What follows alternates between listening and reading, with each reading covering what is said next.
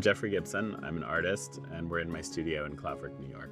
The great satisfaction of painting is the immediacy of it. It's being able to put a mark down and it's right in front of you right away. You don't have to wait for it to develop or anything. And I think there's also something really incredible about being able to make an image and take an image apart in painting and drawing.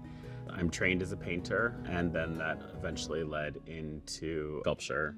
Things like fringe, river cane, glass beads, beads from all over the world, and ultimately clay and fabrics started making more and more sense. Eventually led into video and performance because of a lot of the materials I use are related to dance, specifically Native American dance.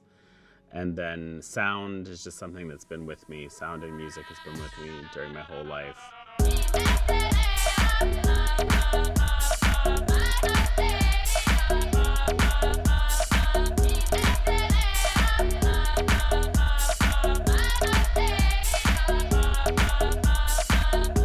In terms of paint, I get to kind of walk through this history of abstraction of different ways that artists have worked with paint. From pouring, putting paint on and scratching through it, writing into it, drawing into it, scraping across it, dripping into, and then I get to come back to the structure of these triangles. Triangles, I think for me, probably started with, just learning about like the modernist grid, right, of abstract painting or of modern painting. And I think for me, when I started looking at histories of indigenous painting in particular, and noticing that a triangle, for instance, could represent a village, multiple triangles could represent a village of teepees, or mountains, or these angles could represent lightning and thunder, which could indicate rain. You get away from the perfect horizontal and the perfect vertical simply because you added a diagonal line. And that is enough for it to, again, become this kind of multiplier of shape, a multiplier of composition that leans away from the strict grid. A lot of my references are from Native American aesthetic and material histories, and that usually opens up to another conversation just about being indigenous and where specifically that is for me.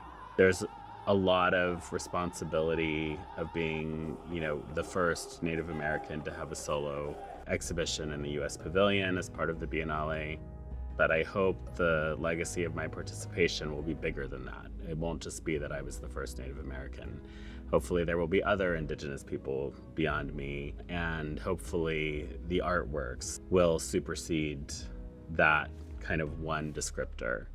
I have taught for over 20 years at this point, and so, I've seen a lot of young people who want to become artists. Oftentimes I tell them that it's important for them to not lie to themselves. We exist in public exchanges of all different kinds, and it's kind of easy to perform being creative and perform being artistic, but really, I think what's most important as an artist is to bring to the table what makes you uniquely who you are, right? And so that performance that we do day to day, I always tell people it's like when you're in your studio, drop the performance and be as honest with yourself as you possibly can be. You don't have to show everything to the world. You get to pick and choose what you decide to move into the public.